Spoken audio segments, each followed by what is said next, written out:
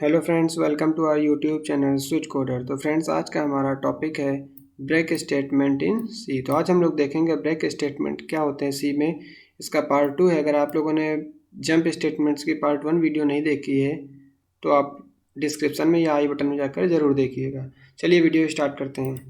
देखते हैं, सबसे पहले हम लोग देखेंगे ब्रेक स्टेटमेंट्स क्या होते हैं, देन उसका एग्जाम्पल देखेंगे, सिंटैक्स देखेंगे क्या होता है। चलिए देखते हैं ब्रेक स्टेटमेंट क्या होता है।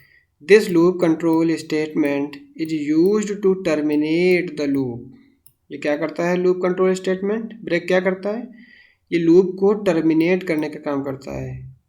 ये लूप को टर्मिनेट कर देता है, एग्जिट कर देता है प्रोग्राम को। प्रोग्राम क्या, जिस पर्टिकुलर लूप को ये टर्मिनेट करता है, जिस लूप में हमने ब्रेक लगाया होगा उसको एग्जिट कर देगा, देन आगे प्रोग्राम में चला जाएगा। ये क्या होगा? It is mostly used in loops. ये कहाँ पर ज़्यादातर यूज किया जाता है? लूप्स में और स्विच केस में। अगर आप लोगों ने स्विच केस की वीडियो नहीं देखी है तो डिस्क्रिप्शन में जाकर ज़रूर देखिएगा। तो ये कहाँ यूज किया जाता है? लूप में और स्विच केसेस में यूज किया जाता है। किस लिए? To bypass the rest of the statement. ये क्या करता है? जो बचा हुआ स्टेटमेंट है उसको क्या करता है? ये बाईपास कर देता है, एग्जिट कर देता है, स्किप मार देता है।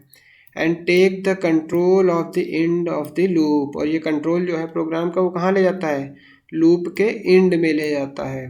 अगर हमें मान लीजिए किसी प्रोग्राम में एक पर्टिकुलर सिचुएशन में हमें किसी लूप को एग्जिट कराना है, टर्मिनेट कराना है पर्टिकुलर सिचुएशन और पर्टिकुलर कंडीशन पर, तो हम लोग ब्रेक का यूज करते हैं।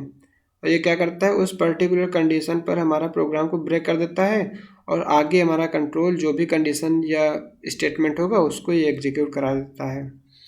इसका सिंटैक्स कुछ नहीं होता, सीधे ब्रेक लिख के हम लोग सेमीकोलन लगा देते हैं बस।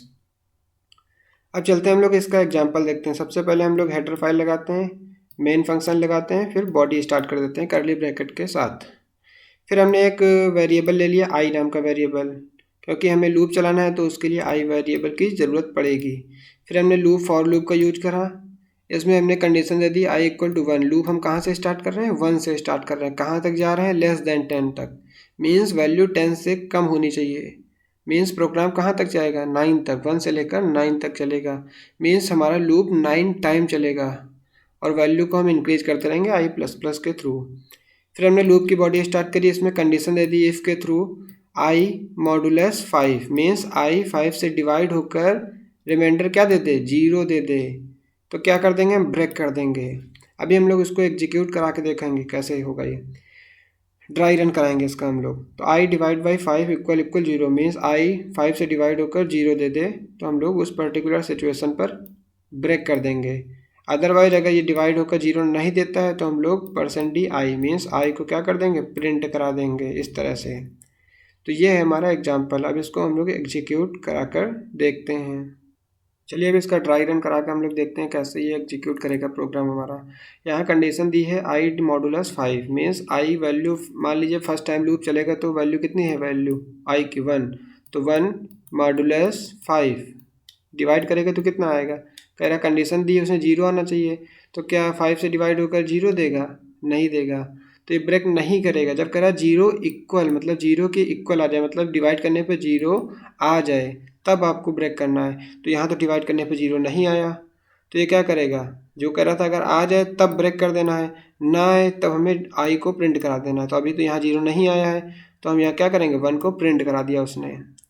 फिर ऊपर जाएगा आई प्लस प्लस करेगा, इंक्रीज करेगा वैल्यू को। तो अब कितनी हो जाएगी वैल्यू? 2 हो जाएगी।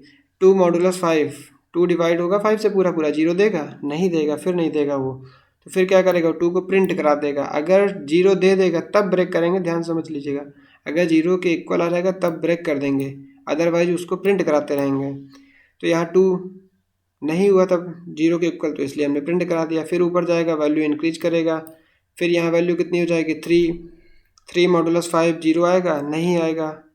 तो हम फिर प्रिंट करा देंगे। फिर ऊपर जाएगा, वैल्यू 4 हो जाएगी यहाँ पर। तो 4 मॉडुलस 5 डिवाइड होकर 0 देगा? नहीं देगा। फिर हम प्रिंट करा देंगे। अब फिर ऊपर जाएगा, वैल्यू इंक्रीज करेगा, कितनी हो जाएगी? 5 हो जाएगी। तो 5 मॉडुलस 5, क्योंकि 5 से ही डिवाइड करना है तो 5 मॉडुलस 5 डिवाइड करेंगे तो रिमाइंडर कितना आएगा? 0 आएगा। जब 0 आएगा तो क्या करेगा? 0 के इक्वल, देखिए कंडीशन सेटिस्फाई हो गई, ट्रू हो गई। तो ये क्या करेगा? ब्रेक कर देगा। जैसे ही ब्रेक करेगा तो ये क्या होगा? ये लूप जो बॉडी है हमारी ये एग्जिट कर जाएगी, टर्मिनेट हो जाएगी इतना पोर्शन, और हमारा फ्लो कहाँ आ जाएगा कंट्रोल का, यहाँ आ जाएगा। यहाँ कुछ हमने स्टेटमेंट लिखा नहीं है तो इसलिए पूरा प्रोग्राम हमारा यहीं से टर्मिनेट हो जाएगा। तो इतना केवल हमारा 1 2 3 4 इतना ही प्रिंट होगा आउटपुट में। तो ये था हमारा ब्रेक स्टेटमेंट। आई होप आप लोगों को समझ में आया होगा। फ्रेंड्स, वीडियो अच्छी लगी हो वीडियो को लाइक करिएगा, चैनल को सब्सक्राइब करिएगा, साथ ही बेल आइकन प्रेस कर दीजिएगा जिससे आगे आने वाली वीडियो की नोटिफिकेशन आपको तुरंत मिले। Thank you.